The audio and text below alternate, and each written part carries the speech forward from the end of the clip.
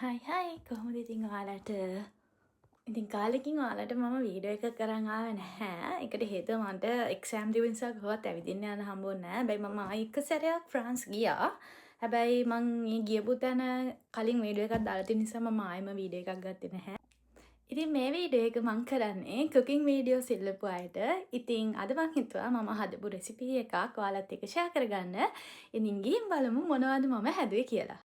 ඉතින් මෙන්න මේ හාල් වර්ගය තමයි මම නිතරම කෑම හදන්න ගන්නේ. ඉතින් මෙහි තියෙනවා ස්පෙෂල් රයිස් එකක්. ඒකේ නම පයලා.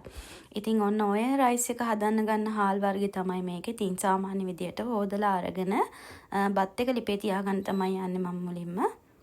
ඉතින් අද නිවාඩු දවසක් නිසා තමයි මම මෙහෙම මේ හිමීට උයන්නේ. නැත්තම් වෙනදාට නම් මම ඉක්මනට වැඩ ටික කරනවා. වීඩියෝ ගන්නවත් වෙලාවක් නැහැ. ඉතින් මම අද හදන්න යන්නේ වම්බටු මාළුවක් හදලා චිකන් ඩෙවල් එකක්. මම වම්බටු හදන්න හිටියේ නැහැ. මේ යාළුවා ගෙනාපු වම්බටු එකකින් භාගයක් මට දුන්නා. ඉතින් එයා වෙනම රෙසිපි එකකට හදනවා. මම තවත් රෙසිපි එකකට හදනවා. ඒතකොට රසවල් වර්ග දෙකක් නේ. මම චිකන් වින්ග්ස් ගත්ත නිසා මොළෙම මට ඒ වගේ හැම අයින් කරගන්න වුණා. මේ වෙද්දි බත් එක හොඳට අර වතුර උතුරනවා. මම මීට කලින් බටරුයි ලුණුයි දැම්මා. මම සාමාන්‍යයෙන් බත් වේද්දි එහෙම දානවා. මොකද එතකොට බත් එක ගොඩක් රසයි සහ සුවඳයි. ඉතින් මේ අතරේදී මම වම්බටු ගෙඩිය පොඩි පොඩි කෑලි වලට කපා ගත්තා. මෙන්න මේ වගේ එන සයිස් එකට. අර දිග අතර කැපුවා නම් හොඳයි කියලා හිතෙනවා. හැබැයි කමක් නැහැ. ඉතින් මම මේ විදිහේ පොඩි පොඩි කෑලි තමයි කපා ගත්තේ. ඊට පස්සේ මම මෙන්න මේ දේවල් ටික තමයි ගත්තේ. ලුණු මිරිස් තියෙනවා. ඊට පස්සේ පොඩි තක්කලි තියෙනවා. ඒ අතරේදී මම චිකන් එක මැරිනේට් වෙන්න මෙන්න මේ කුළුබඩු ටික දාගත්තා. සාමාන්‍ය කුළුබඩුම තමයි කහ ලුණු ගම්මිරිස් මිරිස් 3-5 ඔය වගේ දේවල් ටික දාගත්තා. ඊට පස්සේ සුදු ලුණු බිග් 2-3ක්. මට මෙහි අමු මිරිස් හොයාගන්න නැහැ. අතට මේක නිකන් මාළු මිරිස් වගේ මිරිස් එකක්. එහෙම ලොකුවට සැර නැහැ. ඇත්තටම කියනවා නම් මාළු මිරිස් වගේම තමයි. හැබැයි පොඩ්ඩක් රස වෙනස් මාළු මිරිස් වලට වඩා.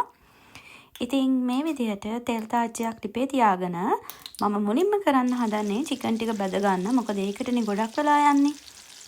චිකන් එක රතු පාටට පේනවා. ඒකට හේතුව මම මිරිස් ගොඩක් දැම්මා. මට චිකන් ඩෙවල් එක ගොඩක් සැරට ඕන නිසා තමයි මම මේ මිරිස් කුඩු වැඩිපුර දැම්මේ. ඉතින් ඒක මාරුම රතු පාටකට ඇවිල්ලා. මොකද මෙහි කන කෑම ගොඩක් ඒවා මිරිස් සැර අඩුයි. ඒ නිසා.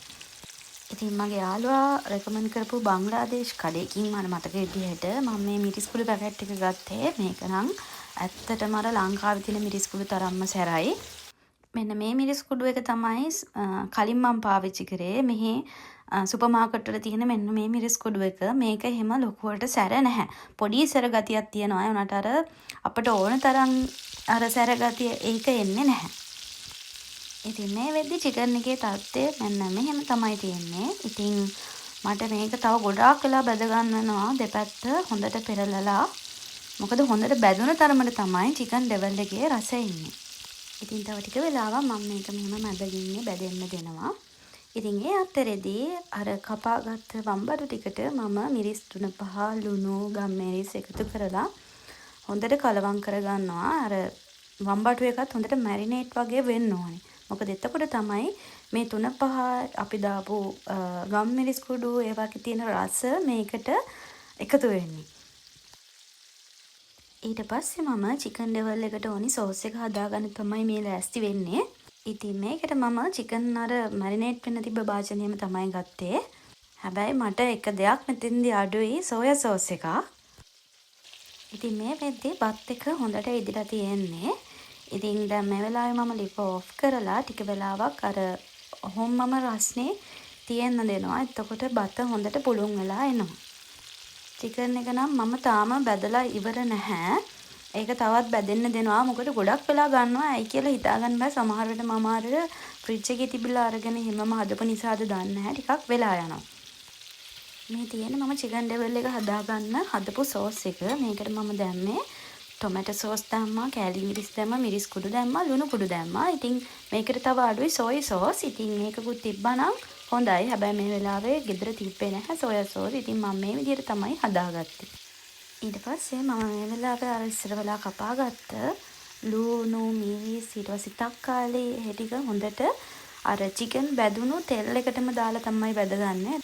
අර චිකන් බැදුණු තෙල් එකම නිසා එතකොට ටිකක් රස වැඩි. ඉතින් ටික වෙලාවක් මේ ලුණු ටික හොඳට බැදෙනකන් තියෙන්න ඕනේ. ඉතින් මේ තියෙන මම කලින් බැදගෙන අයින් කරගත්තු චිකන් ටික ඔයාලට පේනවනේ දැන් හොඳට තෙල් අයින් වෙලා හොඳට තියෙනවා.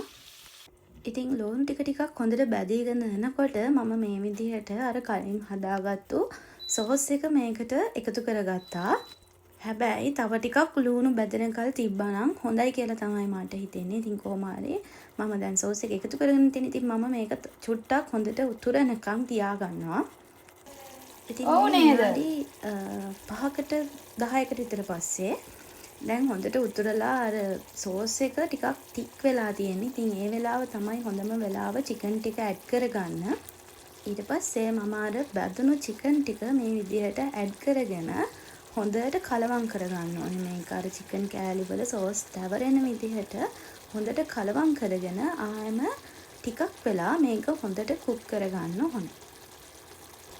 ඉතින් මෙන්න මේ විදිහට තමයි විනාඩි 5කට විතර පස්සේ දැන් මේ තියෙන්නේ. මම හොඳට කලවම් කරගත්තා මිශ්‍රණය හොඳට චිකන් කෑලි වල තවරෙන විදිහට. ඉතින් මේක හොඳට උයා ගන්න ඕනේ. මේ වෙලාවේ මම මේකට සීනි ටිකක් දාගත්තා. එතකොට තවත් රසයි. කලින් මම ලුණු සුදු ලුණු හැමදේම කපලා තියාගත්තත් මම මේ ඔක්කොම ටික දාගත්තනේ චිකන් ඩෙවල් එක හදන්න. ඉතින් මට ආයෙම කපා ගන්න සිද්ධ වුණා. ඉතින් මේ තියෙන්නේ මම කලින් මැරිනේට් වෙන්න තියපු වම්බටු කෑලි ටික චූටි චූටියට කපා ගත්තු. ඊට පස්සේ මගේ යාළුවා ගෙනත් තිබ්බාර කලින් මං කීවේ මිරිස් කුඩු එක ගත්ත බංග්ලාදේශ් කඩෙන්ම මෙන්න මේ අබ ඇට පැකට් එක. ඉතින් මම වම්බටු හදන නිසා යාගෙන් මේවා ටිකක් ඉල්ලා ගත්තා. ඊට පස්සේ තෙල් එක රත් වුණාට පස්සේ මෙන්න මේ විදිහට අබ ටිකක් දාලා අර මුලින්ම අබ ටික පුපුරන්න තියන්න ඕනේ. හැබැයි මට මේක පියන වහන්න අමතක වෙලා අබ ඇට භාගයක්ම එළියට විසිකුණා. ඊට පස්සේ අර කලින් කපාගත්ත ලුණු සුදු ලුණු තක්කාලි එතකොට මිරිස් ඒ ටික මම පොඩ්ඩක් තෙලේ බැදෙන්න දෙනවා අබත් එක්කම. පොඩි වෙලාවක් බැදෙන්න දීලා තමයි මම වම්බටු ටික මේ විදිහට එකතු කරගෙන හොඳට කලවම් කරගත්තේ. මේ වෙලාවේ මම ගින්දර ටිකක් අඩු කරගත්තා. නැත්නම් අඩි අල්ලන්න වගේ ආපු නිසා. ඉතින් මම අඩු ගින්දරේ සාමාන්‍ය විනාඩි 3-4ක් මම මේ වම්බටු ටික ඉදෙන්න දුන්නා. අර තෙලෙන් පොඩ්ඩක් බැදෙන්න වගේ දුන්නා. එතකොට ගොඩක් රස නිසා. සාමාන්‍යයෙන් මම ලංකාවේදී නම් වම්බටු කරි එකක් හදද්දි පොල් කිරි තමයි පාවිච්චි කරන්නේ. හැබැයි මෙහිදී මේ වෙලාවේ මට පොල් කිරි තිබ්බේ නැහැ ගෙදර. ඒ නිසා මම ෆ්‍රෙෂ් මිල්ක් පාවිච්චි කරනවා. ඉතින් මම මේ අර වම්බටු එක මැරිනේට් කරගත්ත භාජනයේදම ෆ්‍රෙෂ් මිල්ක් ටිකක් දාගෙන හොඳට කලවම් කරගත්තා. ඊට පස්සේ අර ටිකක් වෙලා තෙලෙන් ටෙම්පරාදු වෙන්න වගේ තිබ්බ වම්බටු ටිකට මම ෆ්‍රෙෂ් මිල්ක් ටික දාගෙන ටිකක් අඩු ගින්දරේ මෙන්න මේ විදිහට උයා ගන්නවා වම්බටු එක. ඉතින් වම්බටු කරි එකත් හදලා ඉවරයි. ඉතින් මේක මේ විදිහටම අඩු ගින්දරේ විනාඩි 15ක් විතර උයා ගන්න තමයි තියෙන්නේ. ඔය විදිහට මාළු දෙක හදලා ඉවර වෙද්දී මට පොඩි අදහසක් ආවා එළවලු බත් එකක් හදන්න. හැබැයි ලීක්ස් තිබ්බේ නැහැ. ඒ වෙනුවට මම ගෝවා ගත්තා සහ කැරට් තිබ්බා. ඉතින් ඔය දෙක දාලා එළවලු බත් එකක් හදන්න හිතාගෙන මම එළවලු චූටියට මෙන්න මේ විදිහට කපාගෙන තියාගත්තා. මේ තියෙන්නේ වම්බටු කරි එක මේ වෙලාවේදී බලන්නකො හොඳට අර තෙල් ගතිය වගේ ඇවිල්ලා අර හොඳ පාටකට ඇවිල්ලා තියෙන්නේ. මේ වෙලාවේ හරිම සුවඳයි මේ වම්බටු කරි එක. ඇත්තට මම හරි ආසයි මේව පරාට එක්ක ගන්න උනත්. මේ තියෙන්නේ චිකන් ඩෙවල් එක. ඒක නම් දැන් ගොඩක් වෙලා මම ලිප් ඔෆ් කළා. ඉතින් මේ විදිහට තමයි මගේ චිකන් ඩෙවල් එක. ඉතින් වම්බටු කරි එක මම තාම ලිප් ඔෆ් කළා නැහැ. තව ටිකක් දෙනවා. මේ තියෙන්නේ බත් එක හදා ගන්න ඕනියෙම. ඉතින් බත් එක හදාගන්න ආයමත් මම පෑන් එකක් ලිපේ තියාගෙන ඊට පස්සේ ඒකට තෙල් ටිකක් දාගත්තා. මේ එළවලු ටික නම් මම ඔයාලට කලිනුත් පෙන්නුවානේ. ඉතින් මේ එළවලු ටික තමයි මම පාවිච්චි කරන්නේ.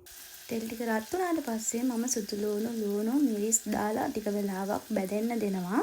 මම ෆ්‍රයිඩ් රයිස් එකක් නෙමෙයි හදන්නේ. එළවලු බත් එකක් පොඩ වෙනස් විදියකට හදන්න හිතුවා. බලමු මේ විදියට හදලා. ලුණු ටික හොඳට තෙලේ පැද්දුනට පස්සේ බිත්තරයක් එකතු කරගත්තා මම මේකට. ඊට පස්සේ ගම්මිරිස් කුඩු ටිකක් දාන්න ගිහිල්ලා ගම්මිරිස් කුඩු වැඩියෙන් වැටුණා. කමක් නැහැ. එතකොට ටිකක් සැර හරියයිනේ. ඊට පස්සේ බිත්තරේ හොඳට බැදුනට පස්සේ කලවම් කරගන්න ඕනේ. ඊට පස්සේ මම ගෝවා කැරට් පොඩියට කපාගත්තු කැරට් ඊට පස්සේ මම චිලි ඔයිල් ටිකකුත් දාගත්තා මේ වෙලාවේ මේකට.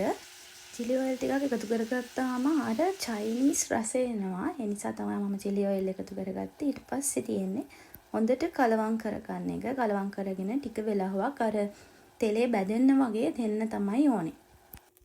දැන් මේ වෙලාවේ මං වාගත්තු බත් එක හොඳට නිවිලා තියෙන්නේ. කියන්නේ බත් ඇට හොඳට වෙන් වෙන තරමට ඇවිල්ලා. ඊට පස්සේ අර මං හදාගත්ත එළවලු එක මෙන්න මේ බත් එකට එකතු කරලා හොඳට කලවම් කරගන්න තමයි තියෙන්නේ. සාමාන්‍යයෙන් මම වෙනදට කරන්නේ අර එළවලු බිත්තර එහෙම හදාගත්ත භාජනයට බත් දාලා හැමම කලවම් කරන එක. අද මම අනිත් පැත්තට කරන්නේ බත් තියෙන එකට එළවලු දාලා ඊට පස්සේ කලවම් කරන එක තමයි කරන්නේ. බලමු ඉතින් ඒ විදිහට අද රහයිද කියලා. ඉතින් ඊට පස්සේ මම අඩු ගින්දරේ පොඩි වෙලාවක් බත් එක තියලා තිබ්බා අර චුට්ටක් ෆ්‍රයි වෙන්න වගේ ඕනි. මොකද බත් එක පොඩක් වතුර ගතියට ආවා. ගෝවා තියෙන නිසාද දන්නේ නැහැ පොඩි වතුර ගතියක් ආවා. ඒ නිසා මම පොඩ්ඩක් ලිපේ තියලා තිබ්බා අර චුට්ටක් ෆ්‍රයි වෙන්න. ඉතින් ඔන්න ඔය විදිහට තමයි මගේ එළවලු බත් එක මම රෙඩි කරගත්තේ. ඉතින් ෆයිනලි මෙන්න මේ විදිහට තමයි මම මේක සර්ව් කරන්න හිතුවේ. වම්බටු කරි එකක් නම් ගැලපෙන්නේ නැහැ. චිකන් ඩෙවල් එක මේ එළවලු බත් එකත් එක්ක ගැලපුණාට කමක් නැහැ. ඉතින් මට වම්බටු කරි එක සුදු බත් එක්ක පස්සේ වෙලාවක කන්න පුළුවන්. ඉතින් මට හොඳටම බඩගිනි කාලේ නම් තවත් මේ වගේ ලස්සන වීඩියෝ එකකින් ආයි හම්බෙමු ගිහින් නම් බයි බයි.